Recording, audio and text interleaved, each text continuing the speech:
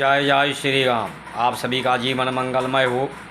आज की धर्म परिचर्चा भारत संस्कार मंच YouTube channel, Facebook, Instagram, Twitter में आप सभी महानुभावों का वंदन, अभिनंदन एवं स्वागत है। आज की धर्म परिचर्चा में आप सभी महानुभाव सम्मिलित होकर भाग लेकर राम नवमी जन्म उत्सव हर्षोल्लास के साथ सभी जगह मनाया गया। परमात्मा से हम प्रार्थना करते हैं कि राम का चरित्र, माँ सीता का चरित्र और चिंतन, सीता का चिंतन सभी हमारे देवियों में आए, सभी हमारे में राम का चरित्र और चिंतन आए। सभी लोग जय श्री को प्राप्त करें, अपने इंद्रियों पर श्री प्राप्त करें। जय का पर्याय इंद्रियां भी होती हैं। जो इंद्रियों पर श्री प्राप्त कर लेता है वही पूरे संसार में श्री प्राप्त करता है। देश को जीता जाए या ना जीता जाए, दिलों को जीत लिया जाए, दिलों पर राज हो जाए तो सब पर आपका राज हो जाता है। हमारी भारत की संस्कार संस्कृति दिलों पर राज करने की बात करती है, दिलों में रहने की बात करती है। ईमानदारी, समझदारी, जिम्मेदारी, बहादुरी की बात करती है कि ईमानदारी का पर्याय ही यही है कि इष्ट को मानना, इष्ट को मानना ही ईमानदारी है। ये जो स्वर चल रहा है, ये स्वर सब में चल रहा है, इसलिए सभी को समान रूप से मानना, सबको समान अवसर प्रदान करना, सबको साथ में लेकर चलना, सबके समान व्यवहार करना, यही सद्व्यवहार है, यही सद्ज्ञान है। सिया राम मैं सब जग जानी, करो प्रणाम जोर युग पानी। पूरे संसार सिया राम के रूप में है, लेकिन वो बूंद बूंद के रूप में है। बूंद कोई परमार तो होता है लेकिन परिणाम नहीं दे पाती, इसलिए जब बूंद बूंद इकट्ठा होता है तो सागर बनता है जो एक परिणाम देता है।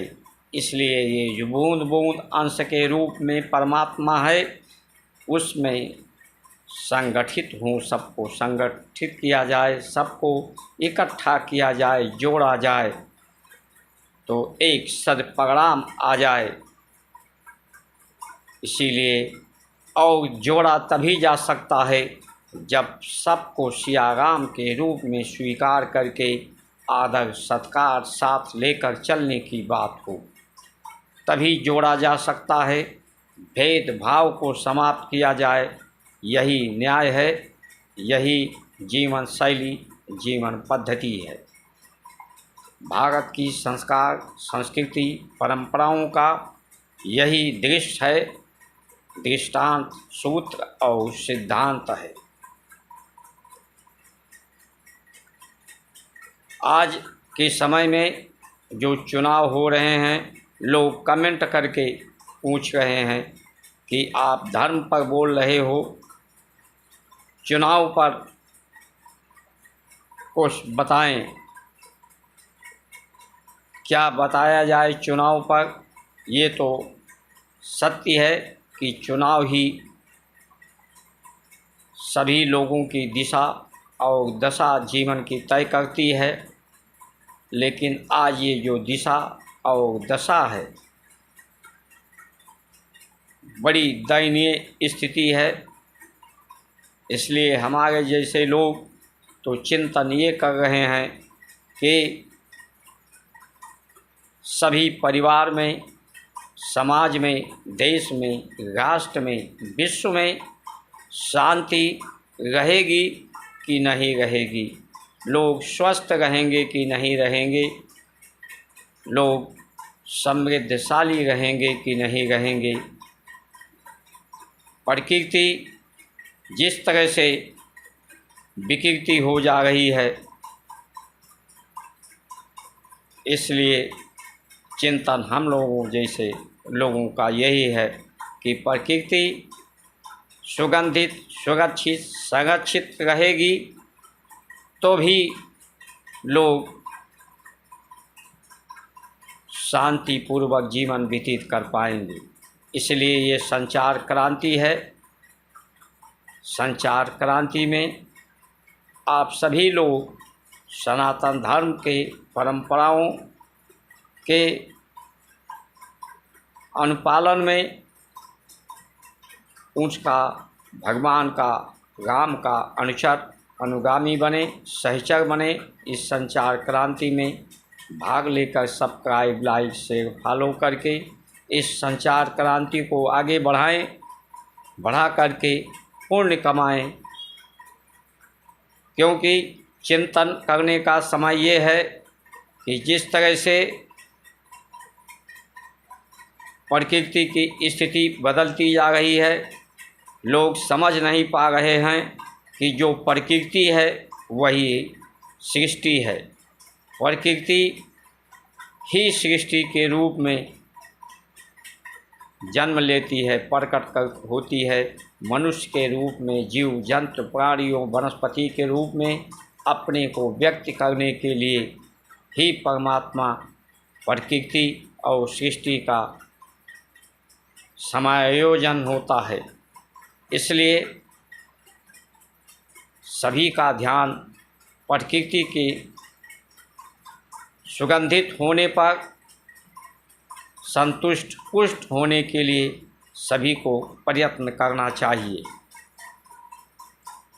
सभी लोग परमात्मा के ही अंश हैं, तो सभी लोग अच्छे ही हैं। कोई भी व्यक्ति, सभी अपने लिए अच्छा करना चाहते हैं। सभी लोग चाहते हैं कि हमारे बारे में लोग अच्छा कहें, लेकिन अच्छा कौन बनने नहीं देता है। ये हमारी इंद्रियों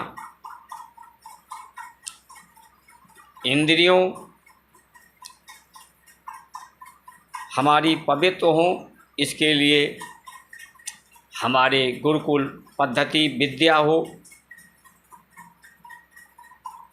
गौशालाएं हों, यज्ञ पद्धति हो, आयुर्वेद हो, और इसके लिए कहीं से कोई प्रयास किसी भी पार्टी, किसी भी मीडिया के द्वारा दिखाई ही नहीं पड़ता है। तो जब लोग ईमानदार ही नहीं रहेंगे, समझदार, जिम्मेदार, बहादुर ही नहीं रहेंगे, जो भारत की संस्कार संस्कृति है कि सबको, जो कोई पीछे ना छूट जाए, कोई दीनहीन दुर्बल ना रह जाए, सबको साथ लेकर चलने की है। जिसको पास ज़्यादा बल बुद्धि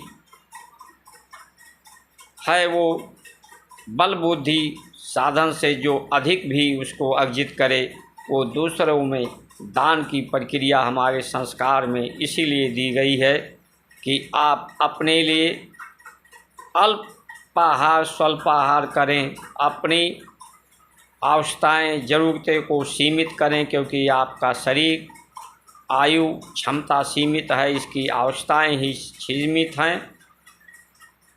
इसलिए सीमित ही आप प्रयोग करेंगे तभी आप स्वस्थ रहेंगे, सुसंपन्न रहेंगे, समृद्धशाली रहेंगे और जो अधिक आपके पास अर्जन है उस अर्जन को दान देकर समाज को, राष्ट्र को, देश को सम बनाएं, समान अवसर दें, सबको साथ लेकर चलें, यही ईमानदारी है।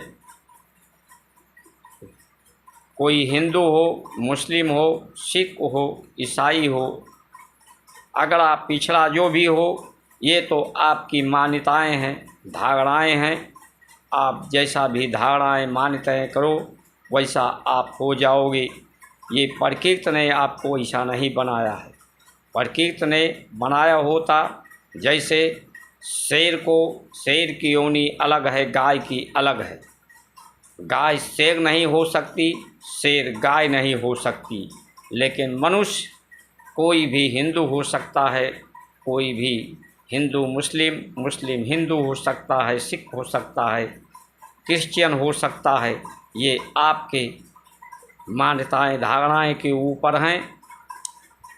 कहने का पर्याय प्रकृति ने सबको एक समान बनाया है और सभी लोग मानव हैं।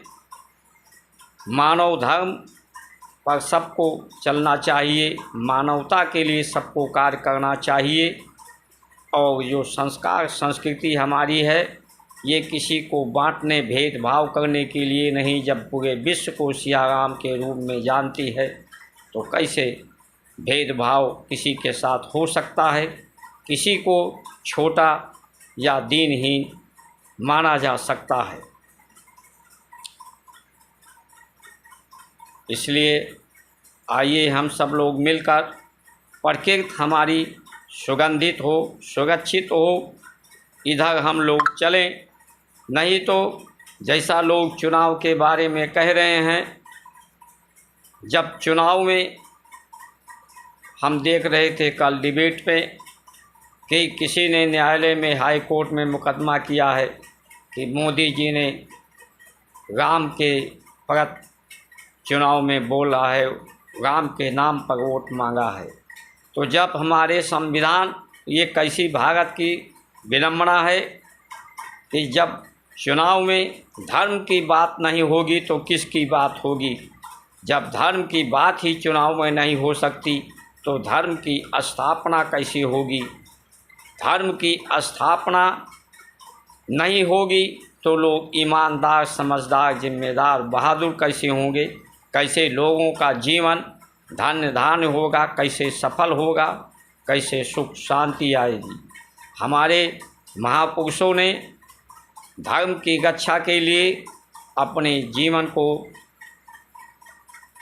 बलिदान किया है, हंसते हंसते जीवन खपत किया है। इस उद्देश्य से नहीं कि हमें पूरे किसी देश पर कब्जा करना है, किसी को नीचा दिखाना है, किसी के अधिकारों को हनन करना है। इसलिए कि हमें ईमानदार रहना है, जिम्मेदार, समझदार, बहादुर बनकर सबको साथ में लेकर चलना है, सभी के दिलों में रहना है, सभी के लिए शुभकामनाएं करनी है, सद्विचार, सद्व्यवहार करना है। इसलिए भारत विश्व में अधिकांश हिस्सों पर इसी सिद्धांतों पर लोग चलने वाले थे, जीवन शैली थी। लेकिन आज वहाँ का कल्चर बदल गया है, परिस्थितियाँ बदल गई हैं। जो सनातनी थे आज दूसरे धर्म को राह पर चल पड़े हैं, चल रहे हैं। समस्या ये नहीं है, समस्या ये है कि सनातन धर्म जहाँ नहीं है वहाँ अशांति है। सनातन धर्म शांति का प्रतीक है, स्वस्थ रहने का प्रतीक है, स्वस्थ रहने का प्रतीक है, सबको प्रेम के सूत्र में संयोजित करने का प्रतीक है। इसलिए सनातन धर्म के लिए, इसके सिद्धांत, सूत्र, दृष्टांत के लिए सभी को एकजुट होना चाहिए। राम की कृपा कृष्ण की कृपा, माँ सीता की कृपा, राधे की कृपा, भोलेनाथ की कृपा तभी आपको प्राप्त होगी जब उनके आचरण का आप अनुगमन करेंगे, उनके चरित्र चिंतन का करेंगे। आप समझिए कि आपका कोई बहुत आदर कर दे लेकिन आपके बात का कोई अवहेलना करे, आपके बात को, आपके विचारों से कोई सहमत ना हो, तो आप क्या उससे सहमत हो सकते हैं? आपकी कृपा क्या उसे मिल सकती है? कभी नहीं मिल सकती। उसी तरह से जब तक परमात्मा के आचरण से, चिंतन से आप अनुगमन नहीं करेंगे तब तक उनकी कृपा आपको प्राप्त नहीं होगी। विकास का दौड़ एक दौड़ है, अंधा दौड़। इस दौड़ में आप जब दौड़ होती है तब सब साथ नहीं भागते, जिसकी जैसी सामर्थ्य होती है वैसी भागता है, लोग पीछे छूट जाते हैं। वही स्थिति आज समाज की है। लोग जैसी जिसकी सामर्थ्य है, जितने ज़रा बड़ा बेईमान है, वो भ्रष्ट है, उतने ज़्यादा आगे भाग रहा है और वो भूल जा रहा है कि वो आगे भाग करके पीछे उसका जीवन छूट रहा है। उसका आनंद, सुख, स्वास्थ्य, शांति, चैन उसके जीवन का से वो भाग गया है, वो छोड़ दिया है पीछे अपने परिवार, कुटुंब, संबंधियों को, अपने कर्तव्यों से, अपनी ईमानदारी को छोड़ गया है। वो जीवन मिला है मनुष्य का धन्य भाग से, इसको सिद्ध करना है कि आप परमात्मा के ही राजकुमार हो, परमात्मा की जैसा ही आचरण आपका हो, आचरण ही आपका उत्तम हो, जिससे ही आपको संतुष्टि, पुष्टि मिलेगी, पूरे धराधाम में सुख शांति रहेगी। इसलिए आइए हम सब लोग प्रयास करें कि हमारी प्रकृति सुगंधित हो, अपनी ज़रूरतों को जितना कम से कम करें, इंद्रियों को नियंत्रण, ज़रूरतें कम होंगी, सात्विक आहार होगा तो इंद्रियां नियंत्रण में हो जाएंगी और सभी का कल्याण होगा। इन्हीं वचनों के साथ आप सभी का सुमंगल कामना करते हुए जय श्री राम।